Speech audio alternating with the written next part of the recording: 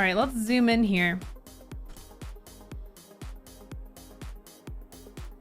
Okay.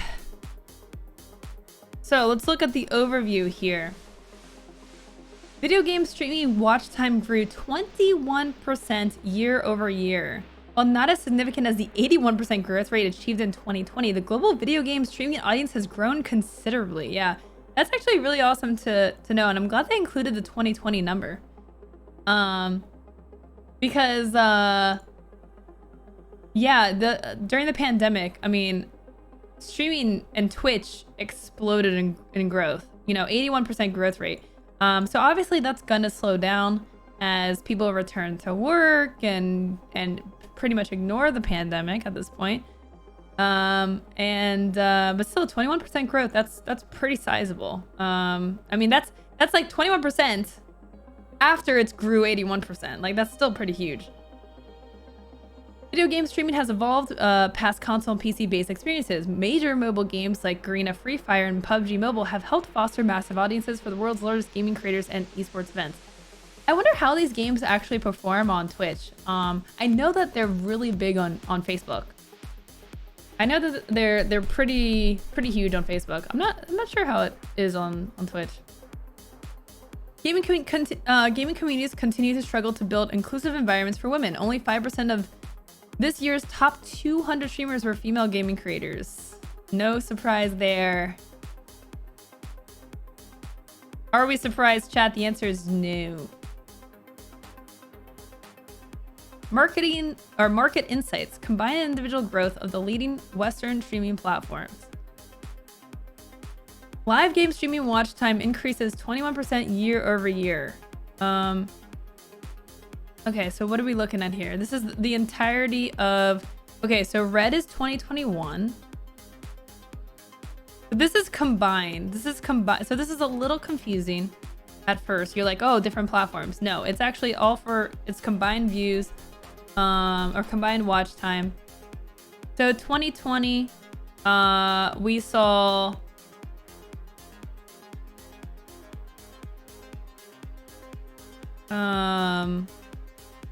So basically what this is saying, a little confusing, 2021 overall had much higher watch time, dipped a lot in December as it usually does. But yeah, there's just some places where more watch time was on Twitch at the later half of the year in 2020. 21% growth rate of 2021 demonstrates that audiences grew during global lockdowns as a result of the pandemic and are still strongly invested in video game streaming content. Spike in March, yeah. Yeah, this was the start of the Panini. I mean, that's, yeah. Wild. Content consumption habits for video game streamers are sizable. In 2021, streaming fans watched an average of 653 million hours of live streams each week. 2021 saw consistently higher hours watched despite a small dip of 2% in Q4, primarily driven by delayed game launches and major events changes driven by Panini. Twitch continues to lead the market among Western live video game streaming platforms, accounting for 71% of the total 21 hours watched. All right, so this is the last year and each quarter breakdown, basically.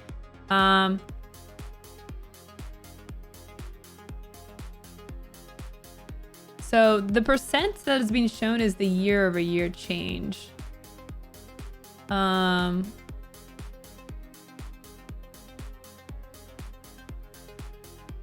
I'm looking for trends here. While Twitch and Facebook have grown considerably year over year, YouTube was the only major Western platform to experience a decrease in live streaming watch time between Q2 and Q4. The competition between YouTube and Facebook has grown even closer this year. While YouTube led Facebook in the first half of the year, 2.7 million versus 2.2, Facebook's strong Q3 gains helped to pull ahead of YouTube in Q3 and Q4. Neck and neck here. Now, what I will say about this is take this with a grain of salt, because as you probably know, you might know, Facebook tend to fudge their numbers when it comes to what counts as a view and watch time. They will serve videos on your like I don't know, I don't use Facebook anymore, so I don't even know what it looks like. But, you know, you have like a feed that you go through and they'll count views even if you're not even looking actively at a video. It just happens to be on your feed. They had some big problems with that, and I'm a little skeptical about this, about comparing YouTube and Facebook. Just because of that, because their numbers are, it's very unsubstantial, you know, and just weak. But it does that too. It drives me nuts. Yeah.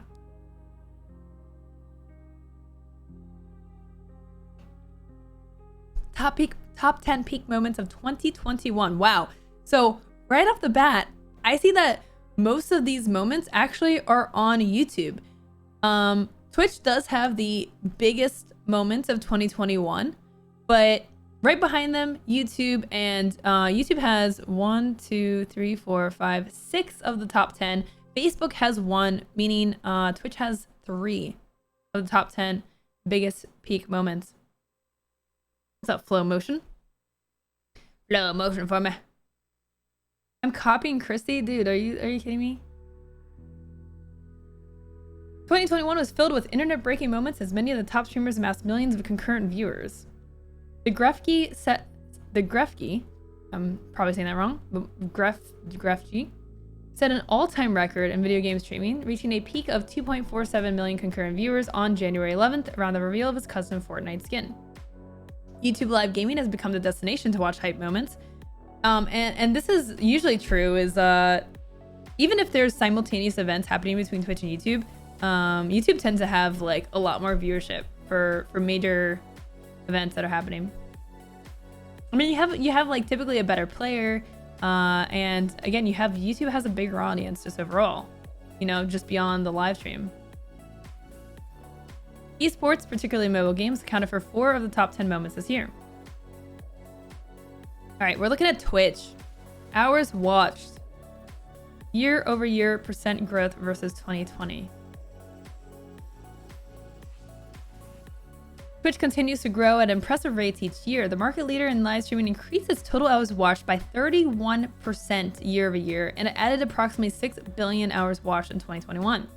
While most of Twitch's growth was experienced in Q1 due primarily to global lockdowns instituted by the Panini, it's worth considering that its growth rate in Q2 was a significant increase relative to an already sizable Q2 2021 audience. The Twitch platform has continued to develop massive audiences outside of gaming. All non-gaming categories accounted for 12% of the total Twitch hours watched and grew 64% since 2020. That's impressive. That is an impressive chunk right there. It's a lot of hours. All right, let's look at YouTube. So with Twitch, we're talking about around 5 to 6, up to 7 billion hours. Now we're talking about 1 to 2, okay? So just keep that in mind. While gaming live stream hours watched decreased in 2021, YouTube has cemented itself as the go-to platform for VOD content. YouTube self-reported 800 billion gaming-related video viewers. The YouTube partnerships team has been hard at work to acquire new creators and exclusive streaming deals for their platform. This year, YouTube signed both Dr. Lupo and TimTheTatman, who generated a collective 19 million hours watched since their partnership announcement in September 2021. Japanese gaming creators led YouTube live gaming last year and generated 17% of the platform's total hours watched this year. Wow. Japan. Big on YouTube Live.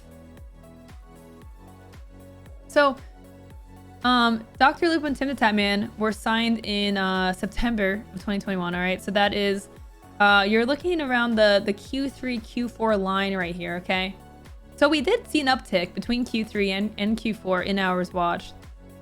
You know, compared to last year, still down, but those VTubers. Ooh, that makes a lot of sense. VTubing is much bigger over on YouTube, for sure.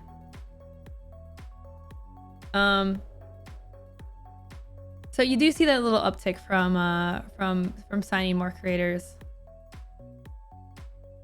signing some big names. All right, Facebook gaming. We're looking at a really similar chart here from YouTube. Facebook's rebrand to Meta Platforms Inc. coincides perfectly with the growth they have experienced in the video game live stream market. In Q3 2021, Facebook Gaming surpassed YouTube Live Gaming as the second most watched video game live stream platform and tied YouTube Gaming in Q4. In 2022, we will see the thinnest margins in hours watched between two of the world's largest video game streaming platforms. Facebook Gaming's growth was led by international creators streaming mobile game titles. All of the top 5 streamers were broadcasters outside the United States. So this is 2 really important points combined into one, okay?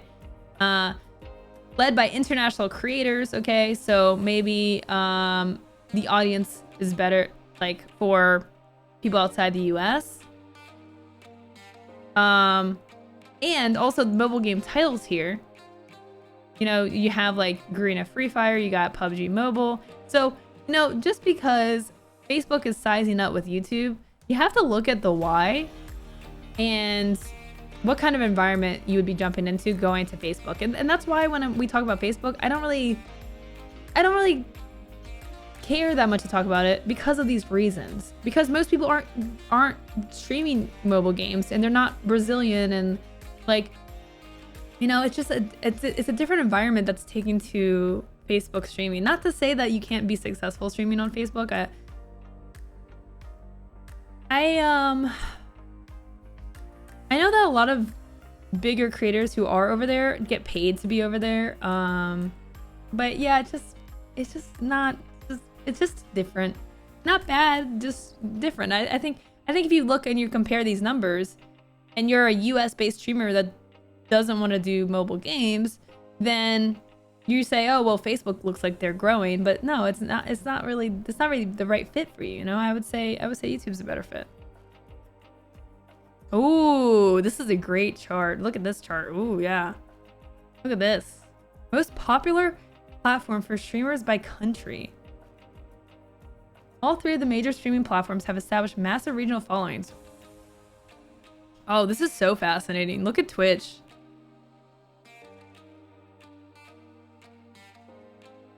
And even YouTube. Look at YouTube is very much. So Facebook is like, yeah, look at where Facebook is, and then YouTube is like, this is like Russia, you know, Eastern Europe,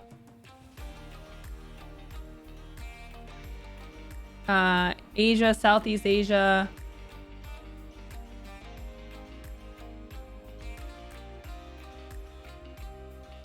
Twitch has become the preferred platform of the top gaming creators in the Americas, Western Europe, Australia, Sub-Saharan, and Southern Africa. YouTube Gaming and Facebook have become the preferred platforms for much of the Asian continent, possibly by leveraging the mobile-friendly apps in a region where the internet is primarily accessed via mobile devices. Facebook Gaming has been driving growth in Southeast Asia by partnering with regional publishers Tencent, Moonton, and Riot Games on tournaments, and has been actively working on building community with streamers in that area. There you go. There you go. There's some answers for you. Top 20 games this year by genre cluster. So this is not platform specific. Shooters and battle royales resonated strongly with video game live streaming enthusiasts in 2021, with the likes of Fortnite, Garena Free Fire, Valorant, PUBG Mobile, and COD Warzone all generating over 1 billion hours watched. The billions of hours watched generated by open world games like Minecraft, Grand Theft Auto 5, and Rust show that there is strong interest in future metaverse platforms. They do, Kermsey, you're right. Yeah, China does have their own platform.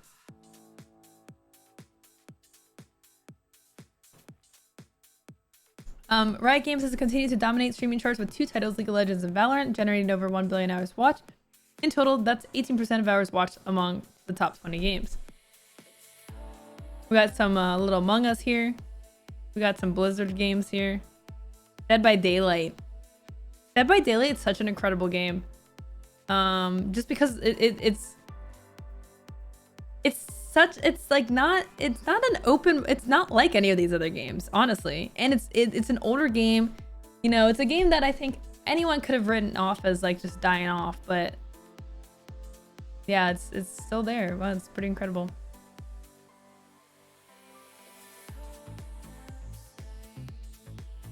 All right, let's keep going. Top 10 games of the year. So GTA 5 is big because of RP, obviously, and I like that they show by platform too. So if you're a creator now I will say Facebook's marker here, I know that they have signed some GTA RPers. They tried to they pulled some over, so I think that's why they have a much bigger chunk than YouTube, because they've actually signed some creators who do that content. I love that they break it down by platform. So you can see really, like, you know, if you're gonna stream on Facebook, you're getting big into the mobile games. You got 3 big mobile games there. You know, YouTube's not bad in those either. There is no mobile game streaming.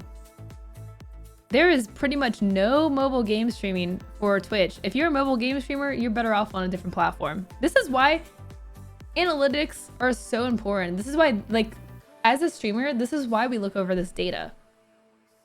Because there is a lot you can learn from trends, from how platforms are performing. It's not just about picking the #1 platform. You got to pick the best platform for you. It's not the most popular one. It may not be the most popular platform that works for you. There are reasons why people stream on YouTube, why they stream on Facebook, why they stream on Twitch. Like, you have to consider what you're about and what your target audience is. You know, what demographic are you going for? Your region, your language, the types of games you're playing, when you're streaming these games. Like, there's a lot of things that you can consider, and you can give yourself a leg up.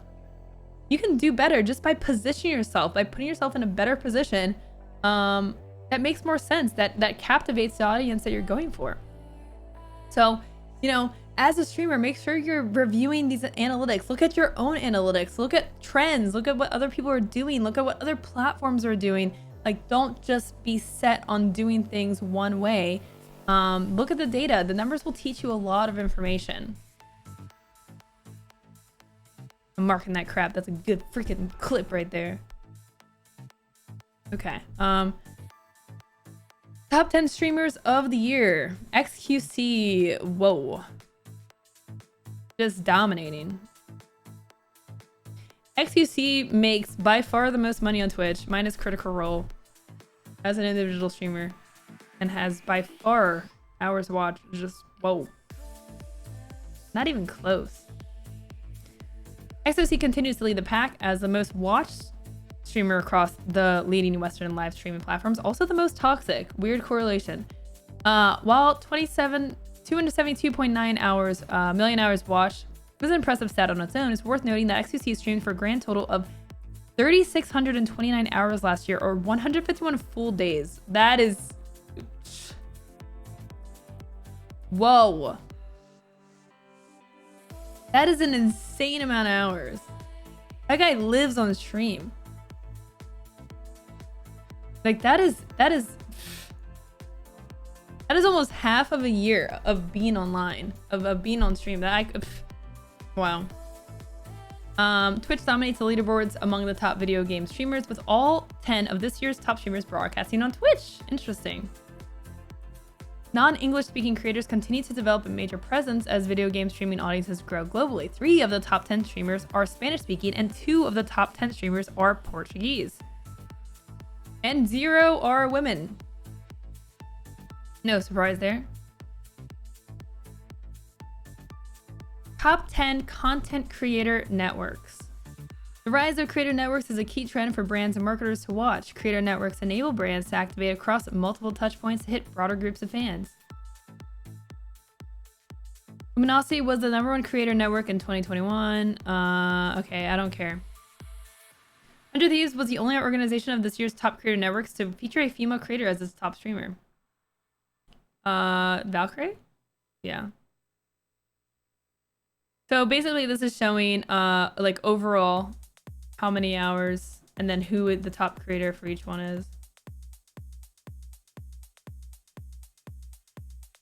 Gaming gender gap. Oh gosh, don't get too upset, okay? We're not attacking men here, okay? It's before any men get upset. Trigger warning. We're just talking about women potentially being underrepresented.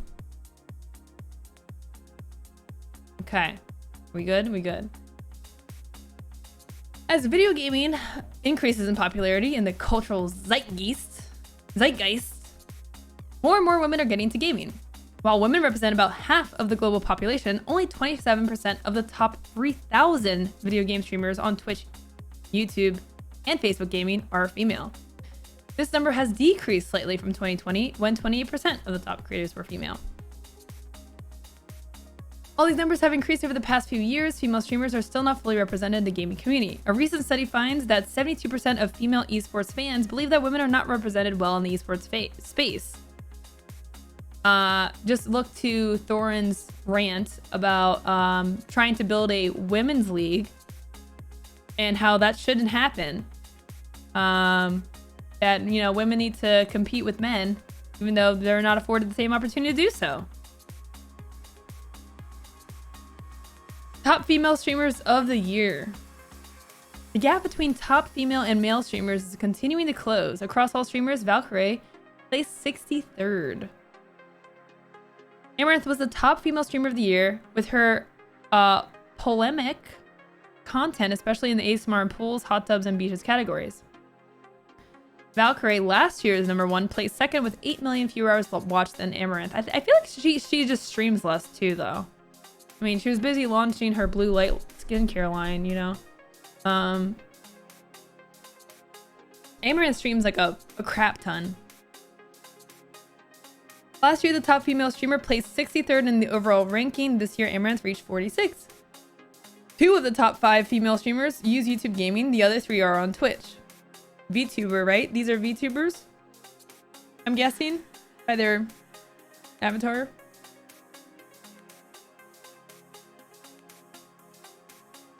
Women in gaming.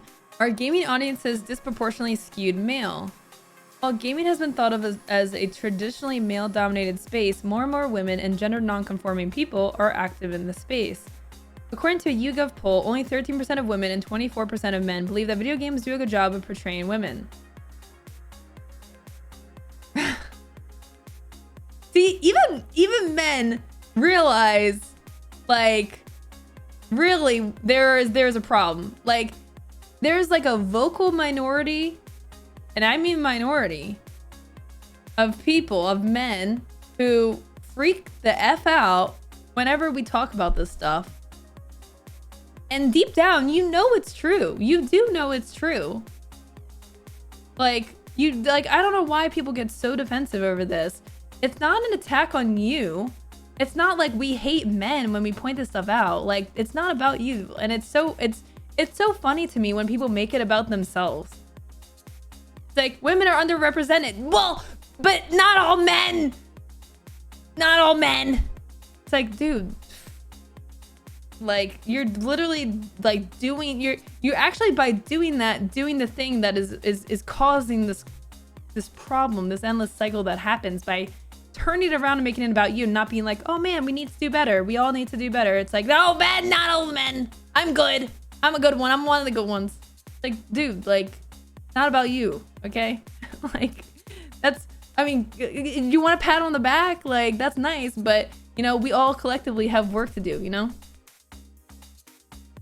Stream Hatchet estimates that only 5% of the top 200 gaming influencers are female. While each platform has made efforts to combat misogyny and hate speech with policy changes made throughout 2021, the distribution of female gaming creators across the top creators has only changed by 2 percentage points. Oof. And, you know, also one thing that they don't acknowledge here is that women game as much as men. It's about 50-50 in terms of you know, in terms of genders being interested in gaming. It's actually more even than people think. But, you know, because gaming is viewed as such a male-dominated space, and it's like, you know, a man's hobby, you know, women are often harassed out of the space. They're not supported. I mean, growing up, you know, like, girls aren't, like, you know, playing video games or given consoles and stuff like that. And so, you know, that's why you see a disparity.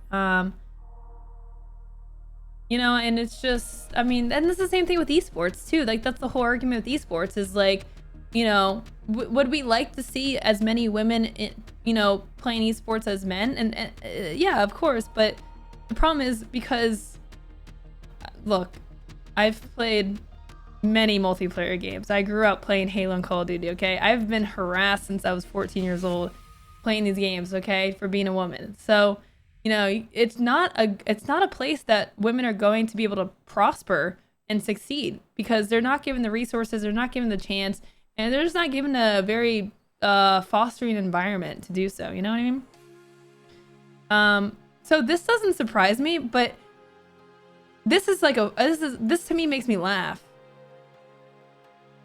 Because of course women don't think we're being portrayed fairly or appropriately, but no, like most men don't actually. They agree. They actually they understand that, and yet it just doesn't feel like that. You know, it's like always an uphill battle. You know what I mean?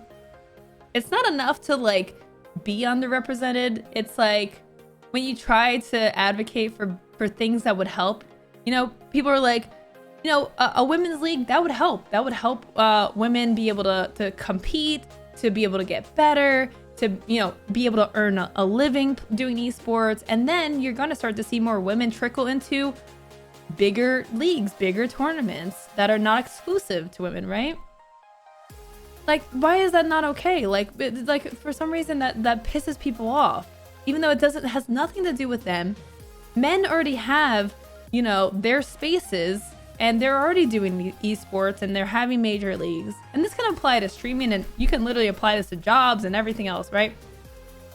But it's like why do you gotta drag down, like, you know, good causes for equality? You know what I mean? Like, why do you gotta, like, that's why we need equality, is because you are here crapping on something that's like trying to be good.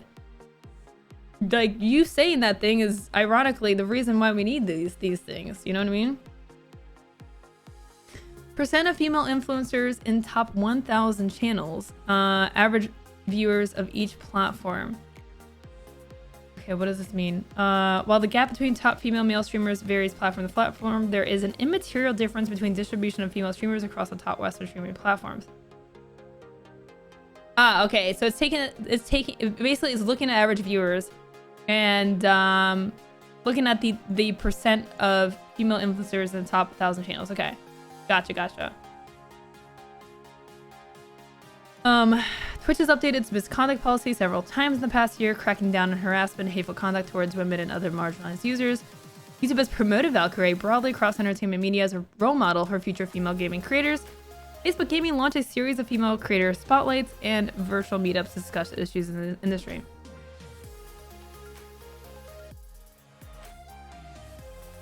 How are Twitch streamers monetizing? Let's talk about money. Analyzing the distribution of Twitch subscriptions and bits across influencer tier. Gaming creator economics. The gaming creator economy is mirroring the broader influencer marketing trend that 1% of influencers generate a disproportionate amount of revenue. In our analysis of the total publicly captured Twitch subscription and bits, aka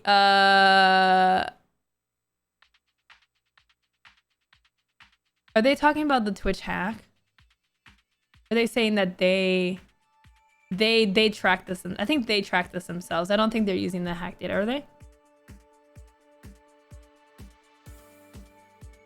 The top 1.2% of influencers generate 15.83% of the total estimated revenue, meaning the average mega tier influencer generates $841,000 per year. Out of 10,000 people that click the start streaming button, only 5 of them will make minimum wage. We see 5,000 to 25,000 viewer streams generated over 70% of Twitch's revenue, but they represent less than 0.001% of Twitch's total streams. It's more difficult to become a broadcaster than ever before. True. Micro influencers account for 93% of Twitch streamers. Oh god, are they gonna tell what a micro... Oh, let's see. I'm a micro streamer. I did it. I made it, guys. I'm micro. I'm so small. I'm little streamer. So these micro influencers, 500 concurrent or lower, if you're below 25, you are not anything. You are I mean, you probably don't make any money. That's worth noting, to be fair. You are a atom streamer, I would say. A nano streamer, like a, I don't know. Okay. Nano streamer, yeah. So micro influencers account for 93% of Twitch streamers, yet generate 56% of total subscription and bits revenue. Dude, this is actually really valuable for streamers. Okay, listen up. If you are a streamer, that you should take this slide, and anytime that you are trying to pitch a sponsorship, you should give them this. Be like, I am in this tier, and this is why. This is really important, okay? Because basically what this shows is that as a small influencer, you actually generate, compared to your size, a really good amount of money. So if we look at this proportion here, proportion by total annual estimated revenue of influencer tier, okay? 55%. That is huge. That, like, so for any company that you would be approaching to work with, you say, okay, you know what? I may not have a big size. And that's the thing. Your viewership size is not everything. And this is why creators, we talk about knowing your worth, and creators talk about it's more than just your viewer count, because it really is. Just because you have 10,000 viewers doesn't mean that you will get the same conversions as someone my size, okay? Smaller communities really have a lot of power. And this is something that we have been trying to stress. And I think now companies are starting to figure this out. So if you are a smaller creator, you should take this and use this as leverage and say, my numbers aren't everything here, but I can give you solid conversions. My community trusts me. I want this deal. I'll work hard for this deal. And like we'll have good conversions here. We have a trusted audience. This is a really powerful slide. For that reason. This is something that I've understood just from my own experience, from what I've seen, but it's so nice to actually like have numbers, to have numbers behind, you know, this thought process. So this is like really cool to see. This is awesome. I need to hydrate. I know.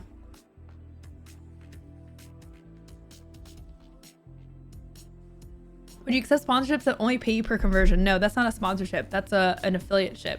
Nothing wrong with affiliateship, but like if a company wants you to do call to actions, to show off their product, to have a thing below your stream, like, you know, you gotta get paid. Okay. Like, do you think that Nike sponsors the NFL so that, you know, and they only get paid when they track who buys shoes and uses an NFL referral link? Like, no, that's not a thing, because you know, like having brand awareness is a really valuable thing, right? It's not just about tracking that conversion right then and now. And a lot of companies like either don't understand that or just try to get away with, oh yeah, you only get paid when you sell something directly. It's like, no, dude, that's not how it works. That's not how business works. That's not how any other industry works. Like, don't try to do that here, okay? Use code NFL. Average revenue per influencer tier, subs and bits. On average, it takes 5 years for a Twitch streamer to reach mega tier influencer status. I've been streaming for almost, you know, 8-9 years. Where's my mega influencer status? What the heck? Generating an estimated yearly revenue of 800K? Okay, well. Currently, only 50 influencers are able to reach this level of income. Then how is this on average? Is it just tracking someone who has made it and not just overall? An overwhelming majority of the content creators on Twitch are micro influencers, 93%, who have spent an average of 33 consecutive months streaming and have generated an annual average revenue of 6K. Oof. Chat, I'm just saying, if you want to help me break this break this number here. You know, put me above average. I'm just saying, you know how to do it. All right. You can sub for free with Twitch Prime. You know, help me out. Estimated average yearly revenue in USD. So if you make this, I mean, this seems right. This is not entirely right, I would say, for this, because I mean, I think I do make more than 6,000 a year. I do make enough to pay the bills, thankfully. So, but I mean, here's the thing. This you're talking about 25 viewers to 500. There's such a huge, like 6K might be the average, just because people at the bottom, you know, if you have 25 viewers and you make 6K a year, dude, like that would be amazing. You know what I mean? It still feels pretty low, but there's so many streamers that are below, like at the low end, right? There's so many creators at the low end.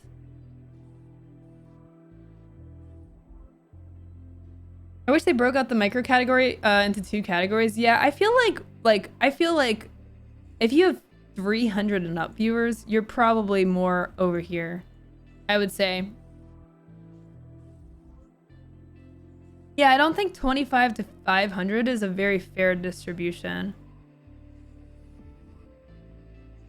Because you're talking about 93% of streamers, right? You're talking about 93% of streamers are in this micro tier. I think it's got to be broken down even further to have a better distribution.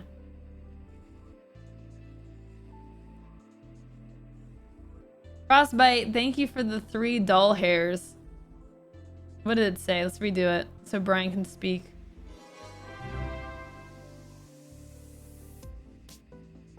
Frostbite 1981 tipped $3. 6K, huh?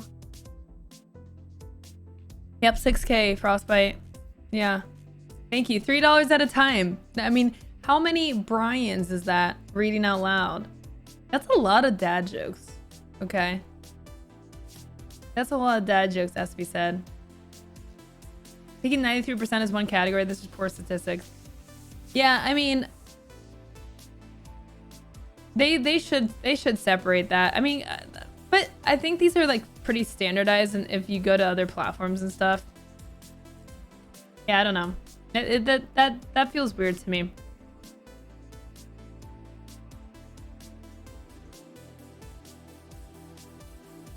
But yeah, I still think, like, even though this is 93%, it still is important. Like, what I said is not devalued by like the skew, because like that's pretty gnarly, because of you're looking at this size right here. And mid-tier is pretty healthy too. Mid-tier is 6%. I feel like if you I feel like 200 to 300 should be mid-tier. I think that'll make the percentage a lot better. This would make more. This would be better if it was different. Let's make sure you get 6K this year. Thanks, more and more. Thank you so much for the 100 bits. All right. About this report. All right. Blah blah blah. Big shout out to Stream Hatchet for letting me do this. I mean, I don't know. I downloaded their report. It's a free report, all right? I do what I want. Bye-bye. But yeah, so that is the 2021 yearly report. Let me know what you guys think. I mean, that was a lot to go through. Really interesting stuff that came out of that, I think. So definitely let me know your thoughts in the comments below about what you thought about this. And also, we do have quarterly reports to go through as well. So we'll do that throughout the year. We'll take a look at how 2022 is going in a few months' time when we have the first quarterly report. And fascinating stuff. Big key takeaways. Twitch still the dominant platform. You know, that's a big thing. But you know, where you go, I think this report really sheds light on, depending on what kind of creator you are, you should really consider, are you on the best platform for you and the content you're doing? It's not just about going into the most popular platform. Really take that into consideration. Earlier today, we talked about the pros and cons of YouTube versus Twitch. You know, that's still really important things to weigh if you are a creator and you're trying to grow. I would say that is the biggest takeaway. You know, if YouTube and Facebook grew and became close to Twitch, like, you know, I don't know that changes much for, like, you know, as just like a person who is streaming on the platform. It really is just, again, about doing what's best for you. Mobile games are huge on Facebook. There's still a huge gender gap, no surprise there. And smaller creators have a lot of financial power. That is my big takeaways from this report. So thank you guys for watching, and let me know what you think.